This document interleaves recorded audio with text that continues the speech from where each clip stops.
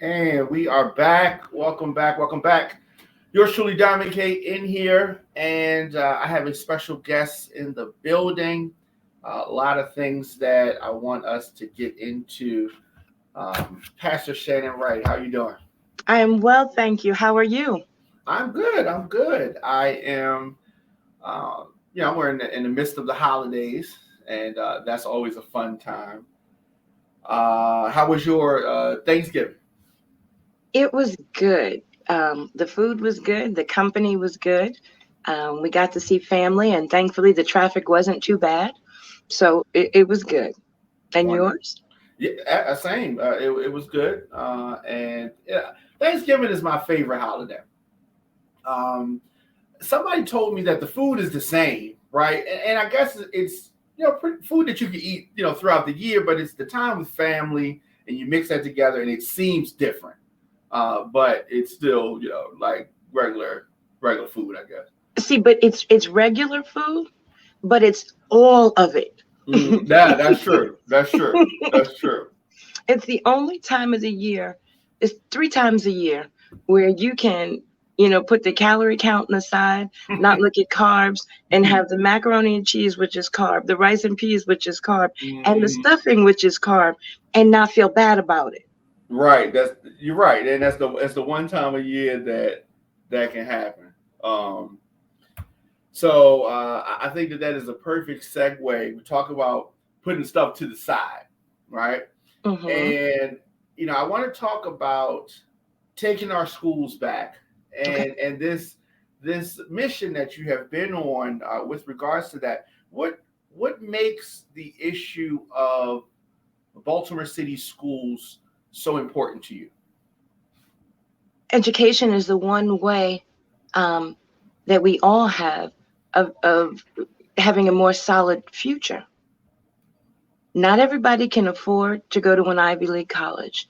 Not everybody can afford to roll out with the silver spoon and just hop into the board level position of a company your family's already been running. But getting a solid public school education is the best chance a lot of us have to try and level a playing field. Right. Right. Yeah, I agree with that. I agree with that. And Baltimore City has really had trouble. It has gotten progressively worse with regards to the school system. What kind of feedback have you gotten from, say, North Avenue with regards to this journey? Really? Okay.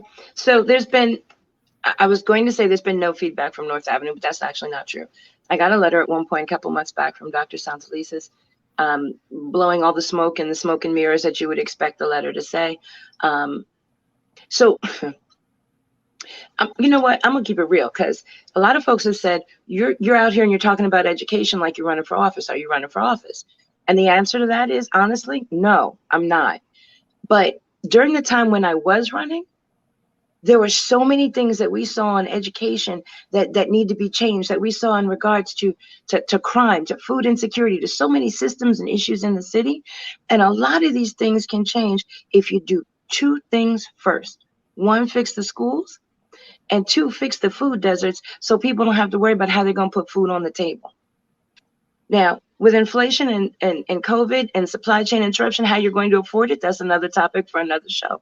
But you got to at least give people access. So for me, I don't expect to get feedback from North Avenue, because for North Avenue to say anything other than platitudes and smoke and mirrors means they'd have to acknowledge that there's a problem. And that's not something that they're trying to do. But for the last several years, at the very least, how many days of education loss is there because there's no heat in the schools during the winter? When you get towards the end of the school year, how many days of education loss because there's no cooling in the buildings? And now with COVID, you're putting kids in buildings that have leaks, that have mold, that have all sorts of issues on a good day, where the system, the environment needs to be even cleaner for them, and you expect them to be able to learn. That's not right. Yeah. Yeah. Especially when you look at the fact that most of the folks that make these decisions at North Ave are working from home, but they expect you to send your child up into these places that they say are safe, but they're safe because they want to continue to get the funds from the state.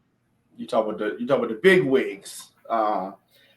So as far as the issue and getting things together, what do you think is the biggest issue? Like, what is the first thing that needs to be tackled with taking back our schools?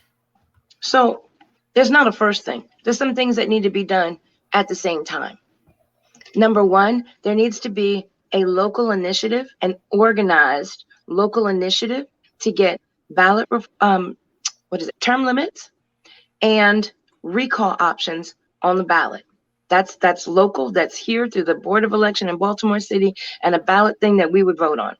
Number two, on the legislative side, we need a complete dissolution of the current school board, replaced with a fully elected school board. And secondly, the introduction of legislation accepting academic savings accounts here in the state of Maryland. Wow, was not expecting you to say that. What is your issue with the school board in the structure that it is now? So my issue with it is we have a very interesting political structure. The mayor appoints the folks to the board hires the superintendent. The parents, the residents, the voters have no say in what's taught in the classrooms, how much of the dollars actually make it to the resources for the teachers in the classrooms, the curriculum, or any of those things. Once those people are in place, we have no say. We have no authority. So like right now, when you see things like Augusta Fell Savage and you want to be upset and you want to complain, well, who are you going to complain to? Because city council, the only thing they can do is vote to withhold some of the budget for education. The mayor has already appointed people and there's no mechanism for him to remove them unless he actually decided to be a big boy and go do something. And once the board is in place and they put the superintendent in, it's up to the board whether or not they remove, replace, whatever, the superintendent. But the folks here that have the most to lose from a broken education system have no say. And the only way to be able to change that is with recall and term limits. Because if I sit on city council, and I know I don't directly have a way to influence the school board, but if you keep coming to me, and there's nothing you can do but vote for me or not in the next cycle, I'm not really going to pay that much attention. But if there's recall and there's term limits, and I know that there are mechanisms in place that I'm actually going to be held accountable, I'm going to do my job. That's human nature. Right now, there are no checks. There's no balance. There's one side, and that's it. Yes. I mean, the biggest problem that I see has definitely been accountability. Yes. And so what you're talking about would bring some real accountability. Yes. To that, and Yes. and that would definitely affect some change. A lot of people don't like that stuff that you're saying, though. But they don't have to. It's all good. Yeah, that's a change from the stat quo. It is. And you know what? Baltimore City has a lot of status quo. But see, in that status quo, there's a lot of hidden stuff that just, gets in the way and muddies stuff up. And and when you allow that to continue to happen, that's where you see a broken education system. I talk to parents who say, well, I should have been more involved. I should have been this. I should have been helping my child with their homework. But you know what? I went to Baltimore City schools too, and I don't even understand what they're doing. I'm not even sure how I graduated. So we're looking at multi-generational educational dysfunction through no fault of people's own. If you go to school every day, you turn in what the teacher tells you to turn in, they pass you along, and you graduate, and then find out how unprepared you are, I can't blame you for that. But the folks that make those decisions have to be held accountable. Yeah, and that's real. That is definitely real. And you've talked to folks that was their situation? Yes. Where I've talked to folks that have children that graduated the Baltimore City public school system that are barely able to function, these folks are now raising their grandchildren and seeing and realizing how long this has been going on and how broke the system is. So put it to you this way. Social promotion is one thing, and I understand the feel good fuzzies and understand the things I'm saying. I raised 4 children. I understand how we want to build up our children and we want them all to feel good and understand and all of that. But I'm going to say something you folks ain't going to like. If your child is dumb as a bag of rocks and you don't help them and you don't know it, why should your child get the same diploma as the child next to them that busted their butt all the way through? Now, the children is not their fault. They got to be educated, and we're pushing these children forward without giving them a solid academic foundation. How many of these children, and I could tell you some of them, but how many of these children actually graduate with that piece of paper from Baltimore City, think they're doing something, apply to a college, and their first semester, if not the first year, they are in everything remedial across the board? You're set in a situation of false hopes. If you let a child think that they are fully prepared and they can fly, and baby, go ahead, and they get to that college campus and realize when they're actually given an accurate academic assessment that on some subjects, they're still in the middle school range, what are you doing to these children? So some parents have this, there's this mentality, this no child left behind mentality.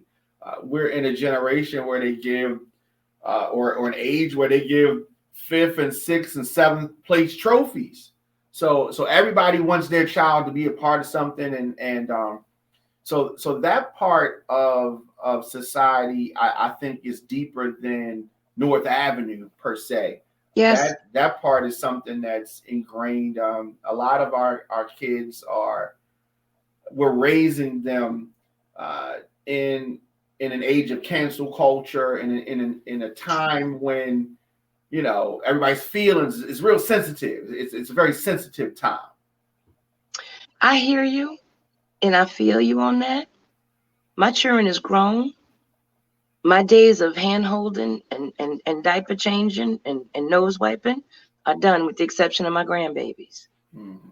When you set your children up for failure in that way, you're setting your children up for an emotional failure. Okay. And when you do that, you do them a disservice. If you raise a child to believe that they should get an award because they showed up, and they should get a trophy because they showed up, and all these things because they showed up, you are losing sight of the goal. You are setting a standard of false expectations. We used to be a society and a culture that believed in the phrase Black excellence. Right. Not Black sometiminess, not Black if you show up, Right. but Black excellence. Where'd that go? Let's bring that back. Yeah. Everybody wants to talk about cancel culture and your feelings and this, that, and the other. And I appreciate that. I do. But you need to learn, if you are Black in America in 2021, you need to understand that there are certain realities, which means everybody else might be here, but you need to be up here to hope to get close to there. There are double standards in reality that are still prevalent everywhere. And unless you want your child to really believe that they should be given things, they should not have to earn them, and that we should all be placated to, you're setting them up for an emotional distress that they're going to need counseling and a good job with insurance to deal with. Yeah. I definitely agree with that. I mean, the reality is we are not, Black folks, we do not have a percentage of our folk in the top tax bracket as other folks do. Okay? Nowhere near. Black women, even a little further down in that ratio. The gap's a little bit bigger. So the best gift that any parent can give their child is to tell them straight up, listen, you Black. We have a rich history and culture, but you're going to have to work hard. There's nothing you can't do and achieve, but you're going to have to work for it. You're going to have to plan for it. You're going to have to go get it. It's not going to come to you. You got to go get it. That's true. That is true.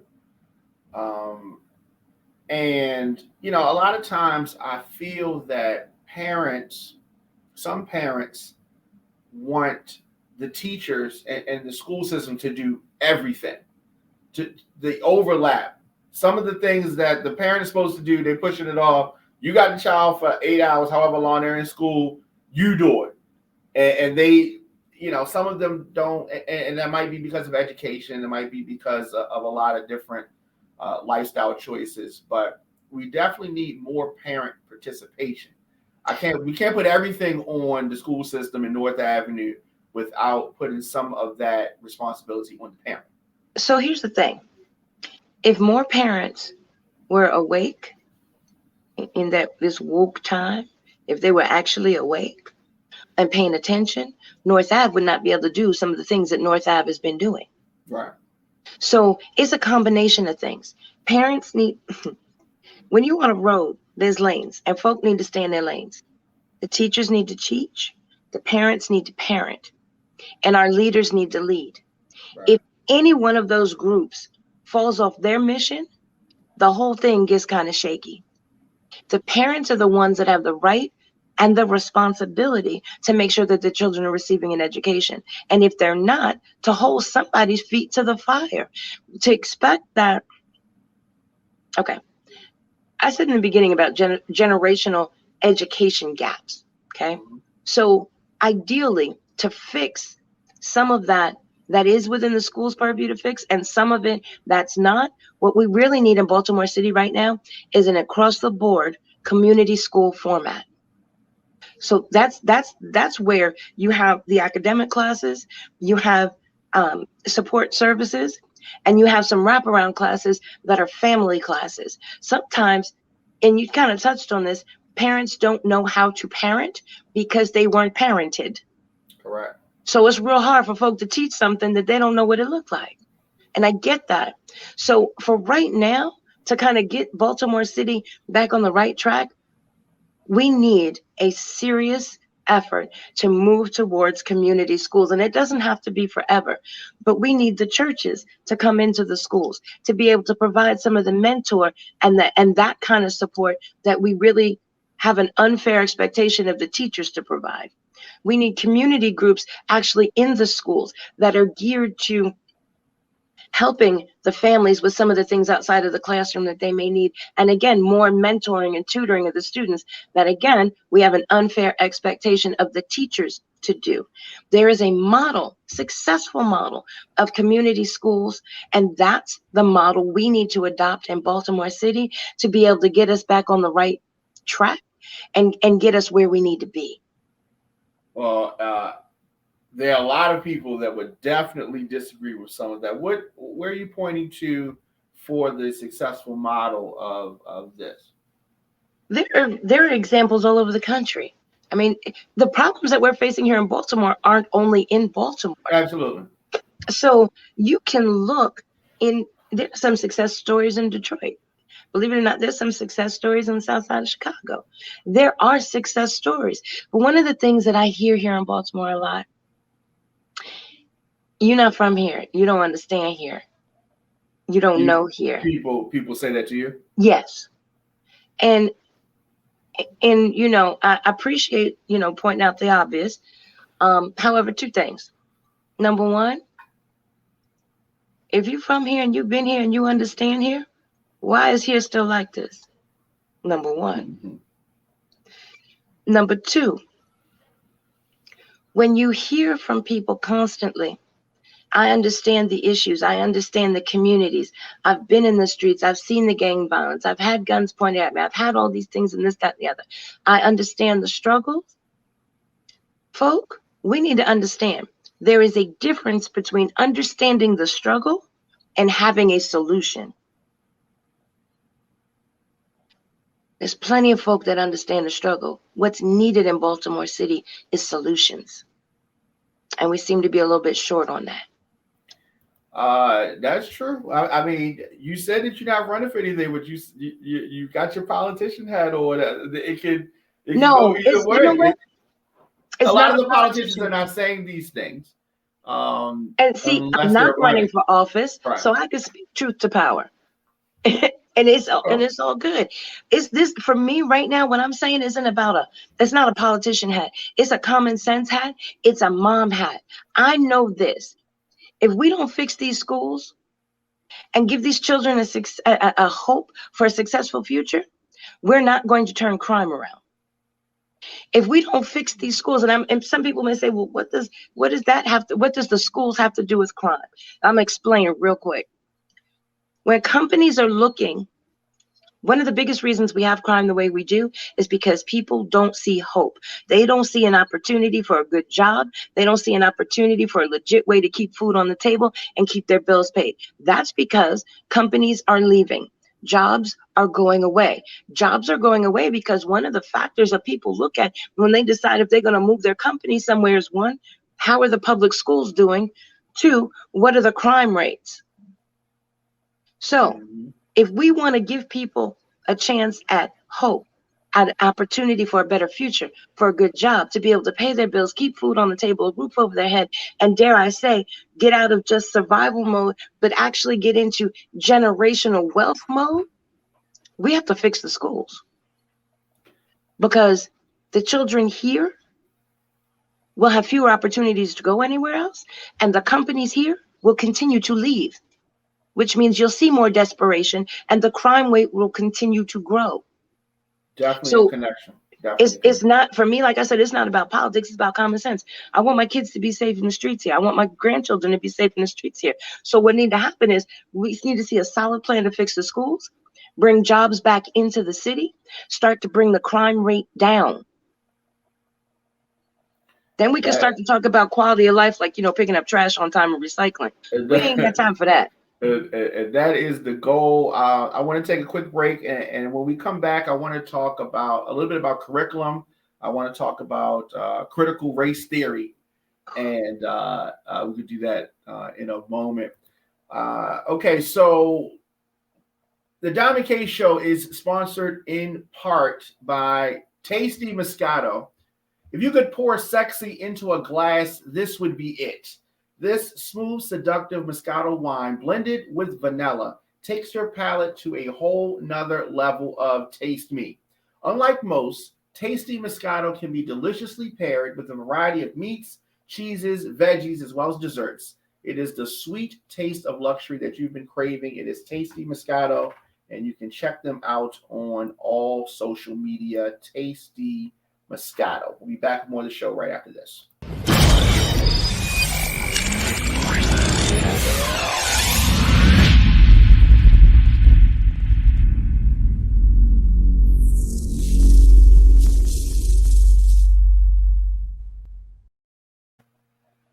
And we are back. The Diamond K Show, of course, on Fire Television. Here on the show, I deliver the biggest political and trending news stories of the day with interviews and original reporting from across the country. Show is fun, the show is upbeat, but I also have to expose what is really happening in America.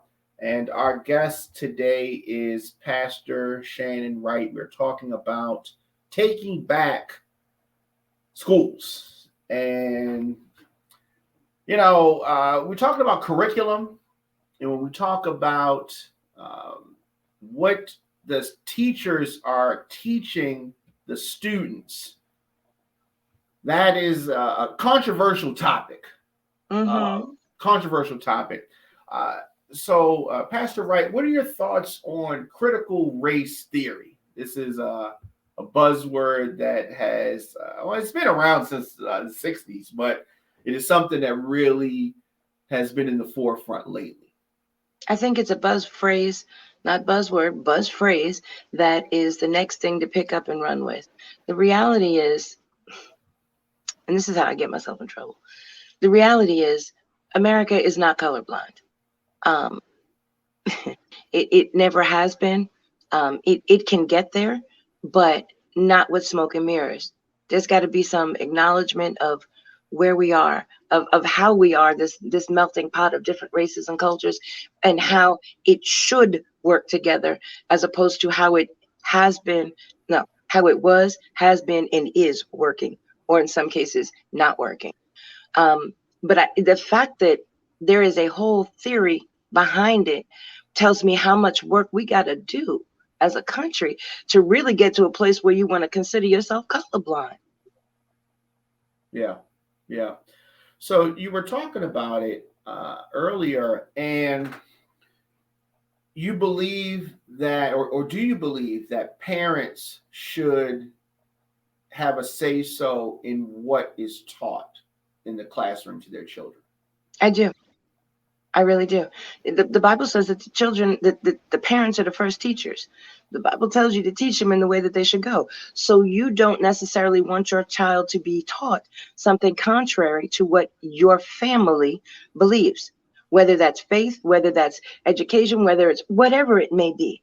Parents have a say, because beyond that classroom, before that classroom, and beyond that classroom, that parent is still responsible for molding that child. So yes, parents absolutely have to have, like, it shouldn't be optional. Like, there needs to be parental involvement. So I understand that, and I hear people say that, but here's my question about that. Mm-hmm.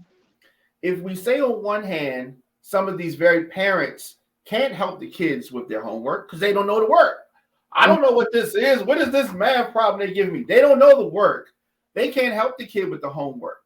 But these are the people that are supposed to have a say so. And I mean, if you have educated people that you send your kids to teach them, shouldn't we trust whoever has the curriculum to handle the curriculum? I mean, I don't know if Joe Blow the plumber, should have a say so in this.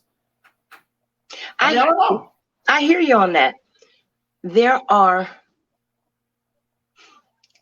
don't know how to put this politically correct, so I'm just going to say it. Just say it, yeah. Some folk might like it and some might not. In terms of the curriculum, when you get into mathematical functions or scientific theories and all of that sort of thing, I get that. I'm not going to go to a dentist to change my tire. I get that. But when it comes to the philosophies behind some of the things that kids are being taught, I think we all need to be at least aware of what is being taught. I mean, okay, so I'm a pastor. I believe in the Bible from the beginning to the end. So there are certain things I'm going to believe and want and make sure my children understand based on that book. Now, if I send my children to a different school that teaches something different, I have to expect that it's not going to be necessarily exactly as I believe. Right. Got it. But there are some things that I really think parents need to have a say on, in terms of what's being taught and at what age, maybe perhaps even. Not that things necessarily shouldn't be taught, but I think parents, if you're talking about, there's no politically correct way. If you're having a birds and the bees conversation and there's a class about this, that, and the other, parents absolutely need to be involved or at least aware of what is being taught to their children and at what age.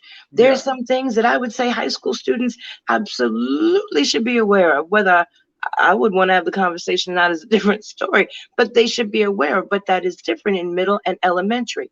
Yeah. So I think as far as the academics are concerned, the academics need to work that out. But when you get into some of the other issues, I think parents at the very least need to be aware. Yeah, I agree with aware, because it's for instance, you're talking about religion and there was a time when prayers were in school, right? Mm-hmm. That obviously is gone, but everybody doesn't exercise the same religion. Some people don't have religion. I mean, there's so many things, and when you talk about critical race theory, you talk about history.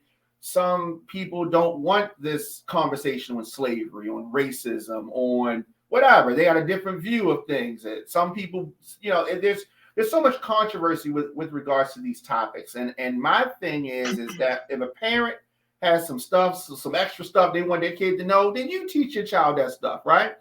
But the child should have basic this, and this, and you should know what it is. Like you say, the curriculum should be laid out, and you should know what it is. And if you feel something contrary or whatever, you teach your child. That's when they put their parent hat on, and you teach your child whatever this extra stuff is. But Okay.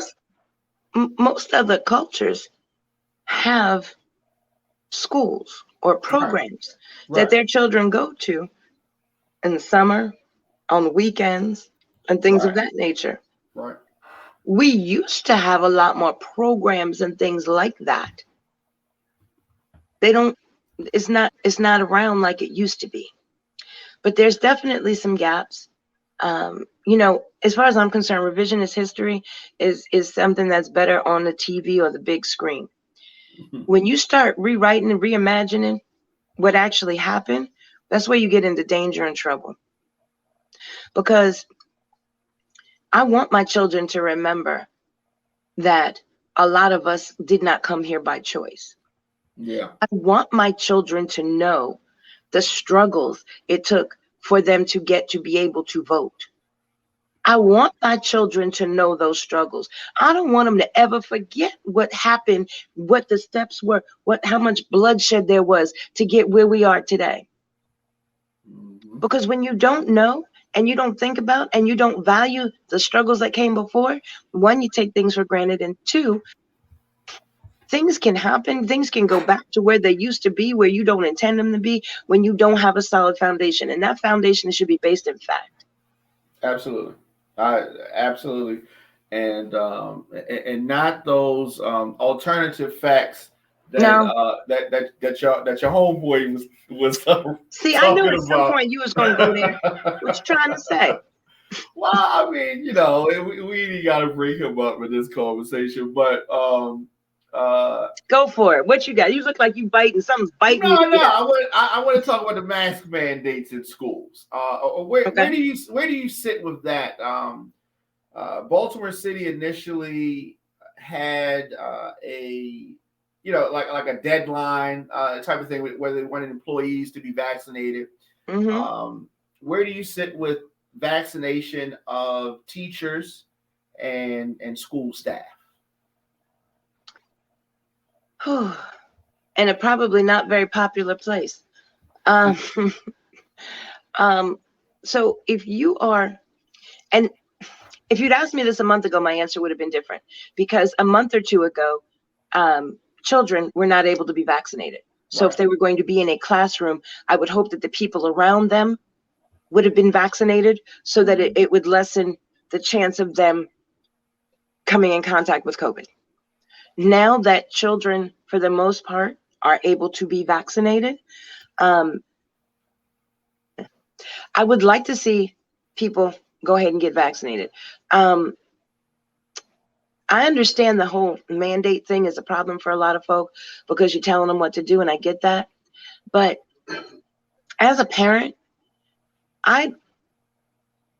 so I don't know how far back this goes, but I know when my children were little, there were certain vaccines they had to have, or they just period could not come to school. Period. Like Absolutely. it wasn't an Absolutely. option. It wasn't a conversation. If you have this piece of paper and it says you need this, this, this, this, and this, and you don't have them, you're not coming to school. So vaccinations are not new.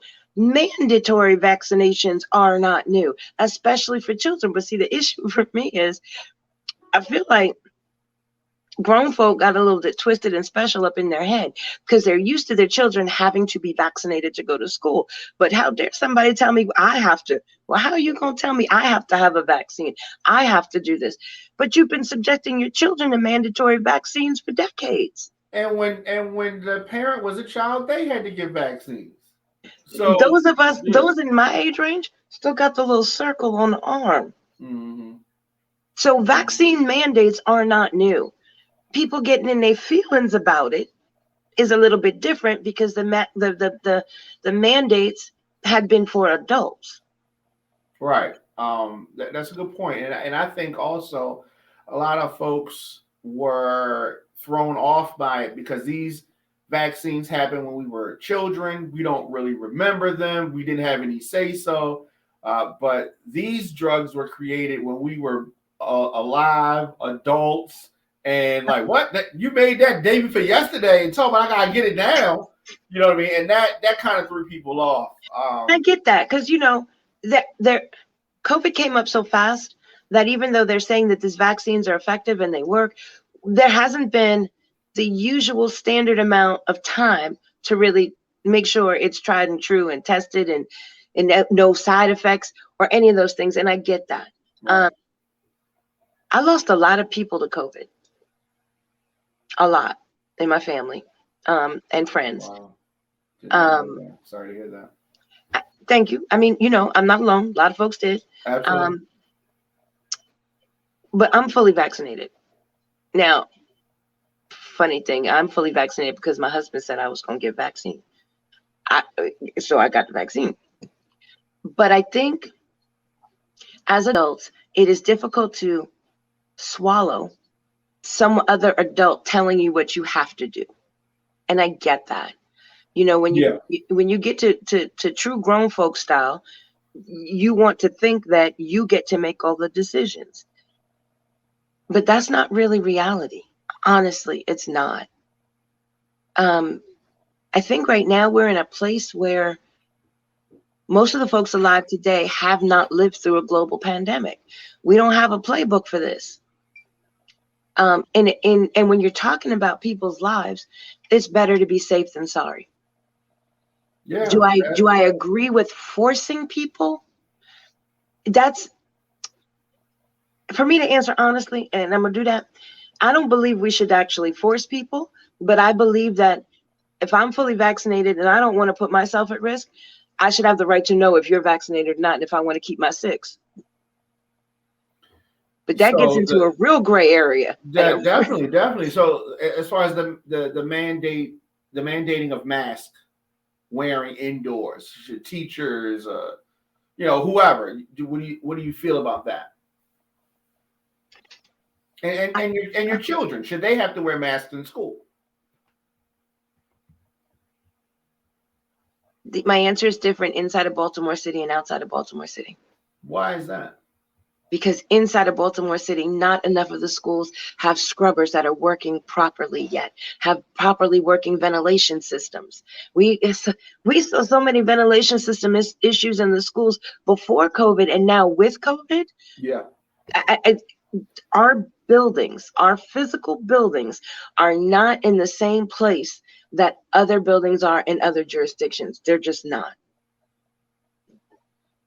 And that is, you think that is directly related to mismanagement, corruption, something like that? Well, the money comes in and it don't go out. You do the math. Mm-hmm. I mean, if the city gets, let's round down for easy numbers, $10,000 a year for students, just for easy numbers. And in Augusta Fell Savage, there were at least 100 ghost students. So you look at 10,000 times 100 times the 4 years that the ghost students theoretically would be in school. And you think. And when you say that, you're talking about people that are on the roll but not actually in school. Mm-hmm. So if you think about that amount of money, and you ask me questions like, do I think some of these issues are mismanagement? Well, where'd the money go? You got folks on the rolls that aren't even here. You're getting extra money in, but we're not getting the bare basic in the buildings. Come on now. So, I'm not an attorney for the Baltimore City school system, but they would probably say that these students are on roll. They're not coming to school for various reasons. And the student, I guess, could come back to school after a certain point. So we're not doing something wrong because some of the students, one, were incarcerated during the time they were supposedly enrolled. Okay. 2, well, they were enrolled and they got incarcerated over the weekend or over the summer or something. Yeah. Okay. Okay. And unfortunately, some of the students on the rolls are no longer with us. Okay? Right. I mean, come on, really? And some are at home. Listen, I honestly believe that a lot of folks in the city would feel differently about the Board of Education and about Dr. Santelises if she just came out and said, listen, we got a lot of problems. We got a lot of issues. We didn't get here overnight, and it's not going to get fixed overnight. But if you give me time, if you give me a minute, if you work with me, we can fix it. I think if she said that, folks will feel differently. But if you keep saying, well, you know, we're moving on along and we've got something and we're you still blowing smoke. Yeah. So, and I agree with the blowing smoke thing. So these folks are educators, right? And what you're asking her to do is put on a political hat. She's speaking of this like a teacher, like, you know, we're trying to come along and you know, you're bringing up the grade and you're doing a little bit better, and, you know, some extra credit. That she's coming at this from an educator standpoint. Bruh, hold that. Sorry. I believe that if the graduation rate in the district had not been sliding under her tenure, I believe that if the SAT scores had not been declining under her tenure, I would believe those things if every conceivable metric that you measure performance had not declined under her tenure. I'm not talking about how bad it was when she came in. I'm talking about how much worse it's gotten since she's been here. I could get with you if it wasn't for that. Mm-hmm. You can't, as an educator, especially, she got what, 325,000 reasons a year to understand why her job is so important, and you can't get it right. Let me tell you something. You make $20,000 less than the Chancellor of Schools for New York City, who has a whole heck of a lot more students than you do, who actually has better performance metrics. I will believe you think you're doing the best you can when you take your children about the private school in the county and put them here in the city. Until then, we're done on that. There's nothing that the superintendent can tell me short of taking her children out of the private school they're in and putting them in public school here in Baltimore City to make me believe she thinks she's doing the best job she can. That's well, she ain't gonna do nothing crazy like that. Exactly. So for those that are wondering, about 90% of Baltimore's 10,000 employees are either vaccinated or have a religious or medical exemption, for those that were wondering about that. So we are here. We're having a conversation with Pastor Shannon Wright, of course. This is the Diamond K Show, on Fire Television, Radio on Fire. And, you know, I'm going to do this. We're going to take another break, and then we're going to come back, shout out one of our sponsors. And then I want to ask Pastor Wright how people can help with this journey that she is on. So we're going to be back right after this. It's the Diamond K Show here on Fire Television.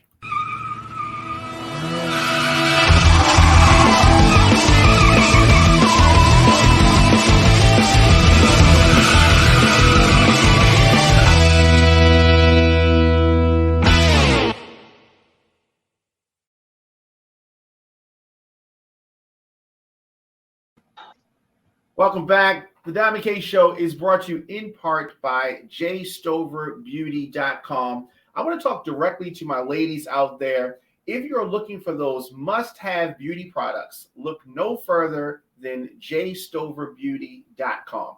They have quality wigs, Indian hair extensions, virgin hair extensions, professional hair care products, edge control, flat iron mist, mink eyelashes, satin wig bags, wax sticks, lace concealer, lace tint, and so much more. jstoverbeauty.com also does custom wig making, maintenance, and revamp services. You can check them out on social media, jstoverbeauty on Instagram or jstoverbeauty LLC on Facebook. So we are back, and we are here with Pastor Shannon Wright, and we're talking about taking back our schools, taking back Baltimore City schools. And so what is the journey? How can people help with what you're doing? So I'm gonna answer that, and I'm gonna explain the answer. Okay. We need volunteers. We need folks that are willing to send text messages, send emails, make phone calls. We need folks that are willing to reach out and engage with parents to see what some of their struggles and issues and situations are. We need folks. Now, interestingly enough, I'm gonna get in trouble for this too, but whatever. We put up a GoFundMe page a few weeks back, and somebody, what'd they call me? A poverty pimp. Is that the phrase? The poverty pimp? Whatever the case. But let me explain something. Who said that? Oh, we're not gonna name names, but in any event, I want to take this opportunity to explain something. One of the reasons why folk that say they know the system, they understand the system, they understand society here, they understand the problems, but it still is the way it is because what you don't understand is how to get to a solution. And to be clear, solutions have a price tag. I'm gonna give you an example. Every text message we send out has a cost. Every video we shoot has a cost. Every parent that we help be able to pay for academic testing to actually be able to accurately assess where their child is has a cost. There is very little you can do for free that will actually move the needle or change a doggone thing with regards to Baltimore City Public Schools. So yes, and just so y'all understand, the ballot initiatives that I spoke of require approximately 80,000 voters to sign off on. Now, in order to reach 80,000 voters, you gonna knock on 80,000 doors? No, you're gonna send out postcards, which is printing and postage. You're gonna send texts. You're gonna send robocalls. You're gonna send emails. You're gonna do all of these things to try and reach and engage the voters to be able to get their support to make the changes we need to make in the city. So to be clear, all of that has a cost. So the next time somebody want to get slick out the side of their face and call me one of any one of them things, look in the mirror and say, I am the problem and the reason why our city is still the way it is. Then come talk to me. Now, as far as people helping, we need volunteers, folks that'll be willing to send out emails, that'll be willing to send out text messages, that would be willing to drop off flyers, engage with parents before and after school. There is a way to fix this city that does not require us to sit there idly on the sidelines and wait for our leadership to learn and get a clue on how to lead. Everyone in this city has the ability to be a part of the positive change and the solution for the schools. Recall, term limits on the local level, dissolution of the school board and fully elected school board, and introduction of academic savings accounts. All of those things take effort. All of those things take volunteers. So if you are interested in being a part of the solution and not just an armchair quarterback, side bag, conversationalist, political pundit in your spare time, please reach out at urbanengage.org or find me on Facebook. Okay. So as far as Baltimore City goes, Mm-hmm. it may be hard for you to answer this question objectively. But what type of job, or 1 to 5, do you give Brandon Scott on the job? He hasn't been on a job that long, less than a 2. year. For what? 2. A 2. Oh, from 1 to 5, you give him a 2, and that's a gift. and that's. And what I'm gonna tell you what. What are you See, I know, basing I that off understand. of? When you get, see, first of all, I knew you were ready to get that question about there, and we're curious how I was going to answer it, and I get that. But let me be very clear. When you have had every job on the road to the job you currently have and still can't get it right, there's a problem. I'm not going to give you a high grade. You worked in council office. You worked under former mayors. You were a city council person. You were a city council president, and now you're the mayor, and you still don't have a clue what you're supposed to do? No, I'm sorry. I can't give you higher than a 2, and a 2 is a gift. When you go on a news conference and you stand there in front of a camera and talk about what you're not able to do, knowing full well, or in your case, not knowing full well, Mayor Scott, what the charter says that you can do, that's a problem. When you are an elected leader that by the actions, the things that you do and the words that come out of your mouth dictate and show that you haven't even read the dang blasted city charter, I can't give you more than a 2. All right. And then we talked about not being soft and fluffy and giving everybody participation certificates. Sure. Being a mayor is a hard job. Absolutely. And I appreciate, and I honestly had hopes that because Mayor Scott had worked at so many different levels and has spent his entire adult career in that building, in one way, shape, or form, with the exception of janitor or dog catcher. I was hoping that he could bring that experience, expertise, and skill set to City Hall. But there's some things he's lacking, and it ain't his fault. One, he doesn't have the experience. Now, you're probably saying, you just but said he had all the jobs. You just said he had all the jobs. Yeah. Thank you. Now, here's the thing. Our mayor is very proud of saying he's a son of Baltimore, been from Baltimore, never left Baltimore, understands the problems of Baltimore. Bruh, what you doing in Baltimore ain't working. And if you ain't ever been outside the city, how would you know what a solution look like unless it bit you in the butt? Sometimes it's not enough to just understand the problem. It's understanding what a solution looks like. So if you've never left Baltimore, if you haven't studied how other folks find their way out of these problems, you can't be a part of the solution. Well, in playing devil's advocate for a moment, Baltimore is a unique city. And so, we can't necessarily look at and take the blueprint from Chicago, whose murder rate is much higher than Baltimore's, or some other place, and then say that that's going to work here in Baltimore. This is a unique. This is a unique city. We're part Southern, we're part Northern. I get that. I hear you. I hear you. Nonetheless, the way our mayor puts it, he is an expert on the problem and clueless on the solution. When you tell me out of your own mouth, I don't know if he said that. Whatever. He's an expert on the problem and clueless on the solution. When you say out of your own mouth, you're going to reduce homicide by 15% in your first year, and it goes up. When you tell us that there are certain, when you were a candidate for mayor, there were certain powers, rights, and responsibilities that the mayor had that now that you are mayor, the mayor no longer has. Come on now. You're going to tell us that you're going to work on with the folk that want to defund the police, knowing when their consent decree, and you can't defund nothing. Okay, there's too much smoke and mirrors in Baltimore. We got real grown folk issues in this city that need real grown folk leadership. Not smoke and mirrors, not placating, not telling you what you want to hear so you'll give them a vote because you know them, you've seen them around the way. We need somebody that understands not just the problem, but how a solution comes to fruition in this city. Yes, and we ain't got that. We definitely need that.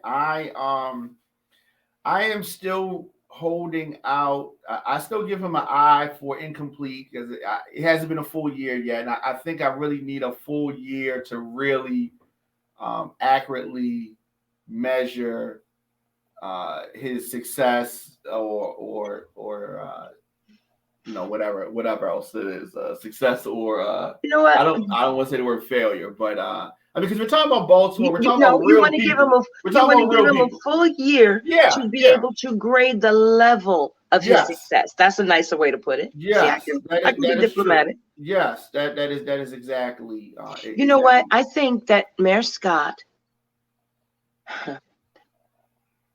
he is young. He has a lot going for him. And I think if he could get out of his own way, he could make a great leader. And yeah, I'm actually going to say that. But there are some things he needs to do. He needs to actually get a class, a certification on leadership, on crisis management, and a few other things.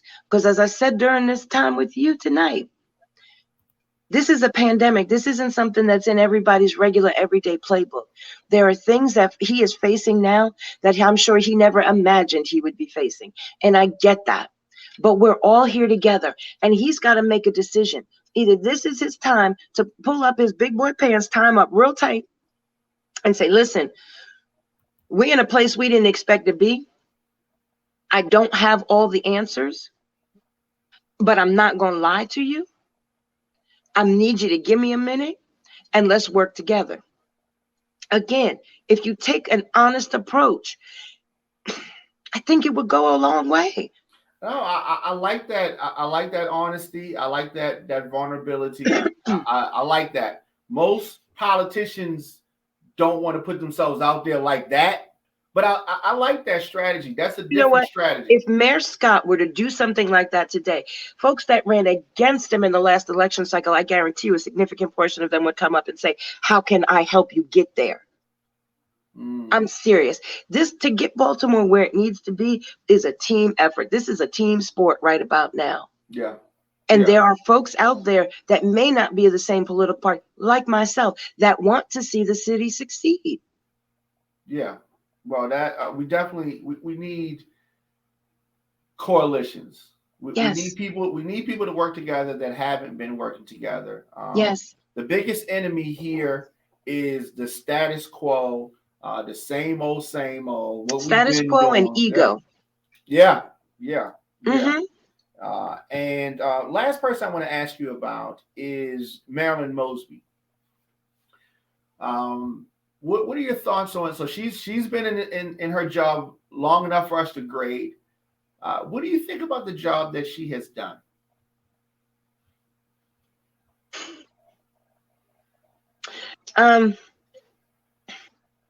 I think she's made some missteps. And for those, I'm sorry, for our listeners that are out of the city of Baltimore, this is the Baltimore City State's attorney that we're talking about, Marilyn Mosby. I think she's made some significant missteps. Okay. I think that. Do you have children? No. Okay. You have friends that have children? Sure. And you've seen how they discipline the children? Sure. Okay. You know, from growing up, if your mom tell you to clean your room, you need to clean your room. If you don't clean your room, there's consequences. If your mom lets you slide on cleaning your room, then you might stop doing the dishes. You might stop doing your laundry. It's the little things that snowball. You, growing up, had the understanding in your head, whether they ever said it or not, that your parents made the rules, you were to follow the rules. And if you didn't, there were consequences. When you get to be a grown folk, and you get to a place where you feel like there are no consequences, you're going to push the envelope. You're going to do things that you were raised to know you shouldn't be, in most cases. And you're going to try and see what you can get away with. Now, part of it is because you might legit not be able to find a good job. You might legit be really struggling with putting food on the table. I get it. Most prosecutors make a decision. The types of case, no, all prosecutors make decisions on the types of cases they're going to prosecute, what their philosophy is, and the people in their office know it. However, most do not misstep and say publicly, we are not going to prosecute this, and this for a city that is in a crime crisis. Let me push back a little bit. Okay, I like the scenario that you gave with the parent with the child, with the child. Okay, so let's say that not cleaning your room does not get you punished for the whole summer, right? Per se, like something that you did, I don't know, you stayed out all night and you came back home drunk, right? So there are levels. So you didn't do the dishes. Yeah, maybe no TV tonight, but that's not necessarily I'm pulling out a belt and whipping your butt, right? So I think that there are levels there. There are certain crimes that should be focused on and targeted. There's some things that are there are issues, but we don't want to have the whole jail full of people with some petty crime. And our real issue is murder or homicide. So I do think that she's done a very bad job of communicating what she really means. And a lot of Democrats, unfortunately, have the misfortune of allowing their opponents to kind of set the stage as to what they mean and define them. And so she's fallen victim to being defined by her enemies, her opponents. And I think she meant well, but she didn't communicate it well. And I spoke with some seniors about her and their thoughts, and they completely have this view, at least the ones that I've been talking to, that Marilyn Mosby is not going to prosecute anybody and people can just do anything. And that's not what she said, nor is that what she meant.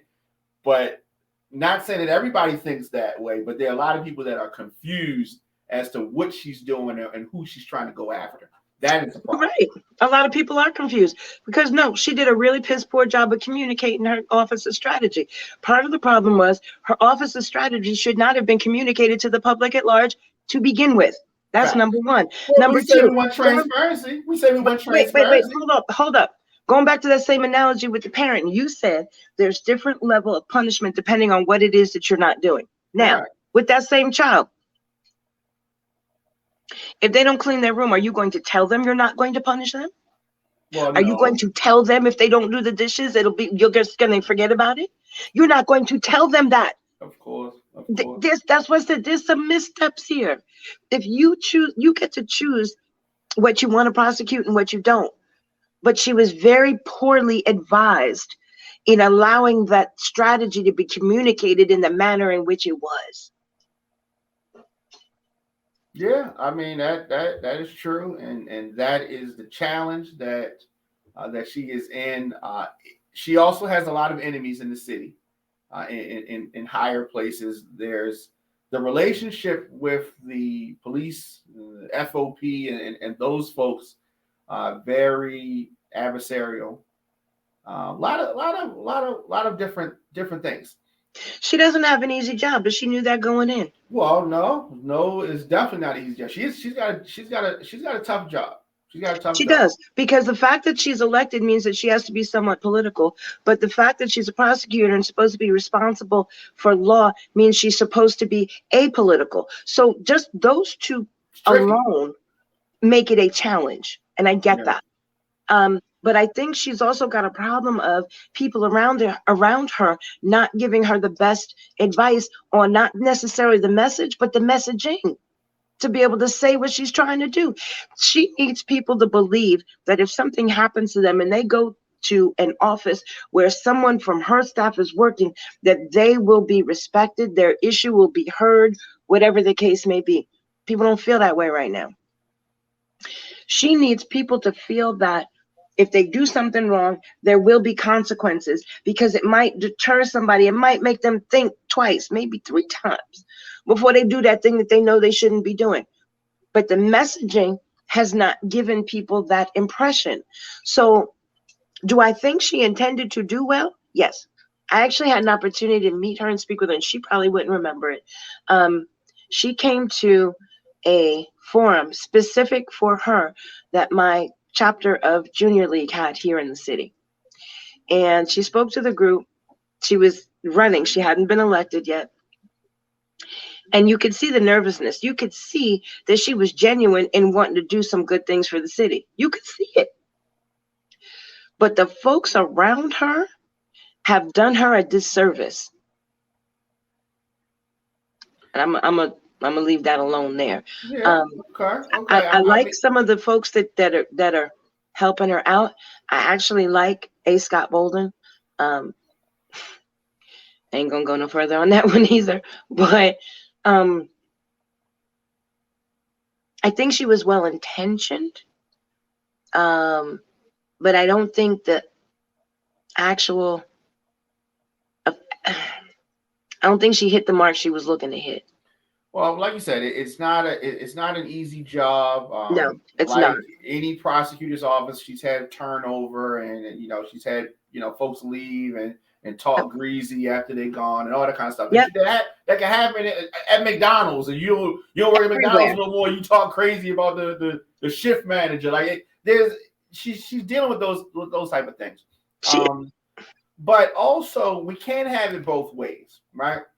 We can't say we don't want the police and the prosecutors picking up black kids and throwing a book at them for every little thing. And then when you get somebody that says, okay, I'm not going to throw the book at you for every little thing, we say, oh, you ain't throwing a book at nobody. Like there is a middle ground, and we have to kind of find that. Like it's like you damned if you do, you damned if you don't. But it's not an easy job that she has. No, it's not an easy. It's a tightrope walk, and I get that. You don't want to be the prosecutor that puts more innocent black boys and men behind bars. I get that. Or you don't want to be the prosecutor. Right, give people records Yep. On some little stupid stuff. Yeah, and I get that. I do. But by the same token, you don't want to be the prosecutor that lets so much of the little stuff slide that snowball rolls down that hill and grows into a big old thing by the time it smacks you in the face. Yeah. So it is definitely a difficult tightrope walk. Agreed. But I think she'd be better served by keeping her cards closer to the vest, not giving people the ammunition in the room to define her, as you put it, and making sure that the people around her not only have her best interest in heart, in mind and at heart, but the skill set to keep her insulated, which they have proven they do not. Well, that's definitely true. That is definitely true. Of course, this is the Diamond K Show. Pastor Shannon Wright has been our guest. I really appreciate you taking some time to talk with me about these various things. And again, you are on a mission to take back the schools of Baltimore. What does 2022 look like for you, Pastor Wright? Well, 2022 is going to be interesting. Within the next couple of months, I hope to be in a place where I'm helping someone who is actually on the ballot for school board, since that is a position that this is the first time. I think there are one or two spaces elected for the school board. I'm hopeful of being able to work with some folks to put out a criteria of what a school board commissioner should be able to do, should know what they are allowed to do, what they're supposed to do, what they absolutely cannot do, and have some of that type of information, not opinion, information based on fact, ready for folks, and that we can actually get some folks running for those positions that are really willing to put the children in the city first.